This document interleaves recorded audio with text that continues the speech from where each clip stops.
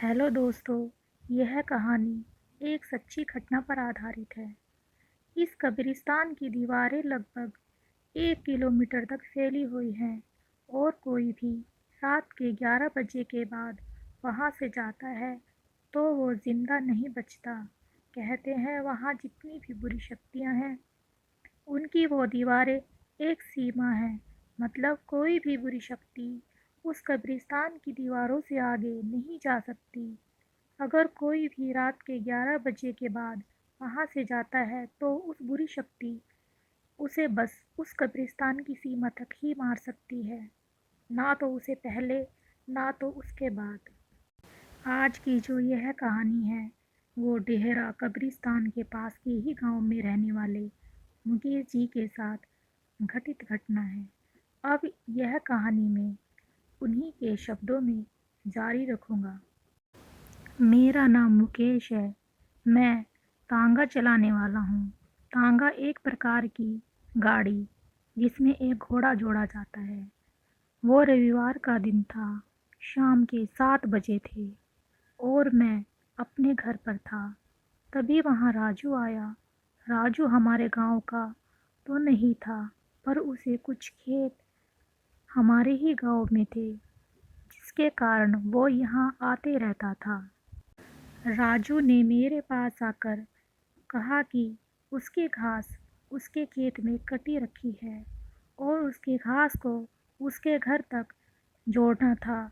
उसका गांव हमारे गांव से लगभग 5 या 6 किलोमीटर की दूरी पर ही होगा।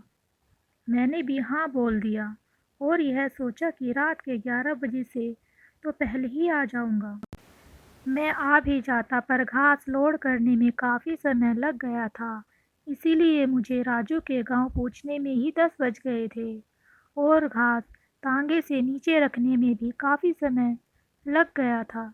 और इसीलिए ही वजह से राजू मुझे बार बार अपने ही घर में रुकने को बोल रहा था, क्योंकि उसके गांव से हमारे गांव को बस एक रास्ता था, जो उसी डेरा कब्रिस्तान के आगे से होकर जाता था। एक बार को तो मेरा दिल भी राजू की बात मान जाने को कह रहा था, पर मैं घर नहीं गया तो मेरे घर वाले परेशान हो जाते। ना मेरे पास कोई फ़ोन था और ना ही मेरे घर वालों के पास। मेरे घर में मेरे 2 छोटे छोटे बच्चे, मेरी बीवी और मेरे माता पिता थे। मुझे उन सब की चिंता ने आने पर मजबूर कर दिया था और अब मैं उसी कब्रिस्तान के पास आ गया हूँ। मैंने अपनी घड़ी में समय देखा। रात के 11 बज चुके थे। पहले तो मैंने लौट जाने को सोचा, फिर मैंने किसी तरह हिम्मत करी और आगे बढ़ा। मैं अभी कुछ ही आगे गया था, तभी मुझे ऐसा लगा कोई मेरी टांगों पर आकर बैठ गया हो। मैंने एकदम से पीछे मुड़कर देखा, पर वहाँ कोई नहीं था। पर मुझे अभी भी यह लग रहा था कि कोई मेरे पीछे बैठा हो। फिर जब मैं थोड़ा और आगे बढ़ा तो मेरी टांगों में जैसे वजन बढ़ गया हो। मैं जैसे जैसे आगे बढ़ रहा था, टांगों में भी वजन बढ़ते जा रहा था। अब पीछे इतना वजन हो गया था कि मेरा तांगा आगे से थोड़ा थोड़ा उठने लगा था और मेरा घोड़ा भी अब लंगड़ा लंगड़ा कर चल रहा था। मैं अब समझ गया था कि वो इसमें आ गई है और अब शायद मैं ना बच पाऊंगा। फिर मुझे अपनी मम्मी की बात याद आई। उन्होंने मुझे बताया था कि यह भूत और आत्मा आग से थोड़ा डरते हैं। तभी मैंने अपनी जेब में रखी बीड़ी निकाली और मैं बीड़ी पीने लगा। जैसे ही मेरी एक बीड़ी खत्म होती, मैं दूसरी जला लेता। ऐसा करते करते मेरे पूरी बीड़ी खत्म हो गई। टांगों में इतना वजन हो गया था कि टांगा बहुत धीरे धीरे चल रहा था। इसलिए मैं अभी कब्रिस्तान को आधा भी पार नहीं कर पा रहा था। सर्दी का समय था, इसीलिए मैं काफ़ी कपड़े पहने हुए थे। जैसे ही मेरी बीड़ी खत्म हुई तो मैंने जो कंबल ओढ़ रखा था उसे उतार कर मैंने उसमें आग लगा दी और कंबल की आग खत्म होने ही वाली थी कि तभी मैंने अपना स्वेटर निकाल कर जला दिया और स्वेटर की आग खत्म होती उससे पहले मैंने अपनी कमीज निकाल कर जला दी।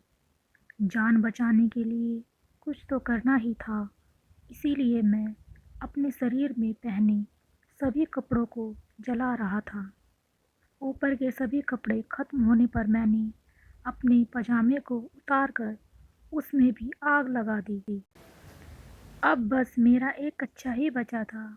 उससे पहले मेरे पजामे की आग खत्म होती, उससे पहले ही अब कब्रिस्तान की दीवारें खत्म होने वाली ही थी।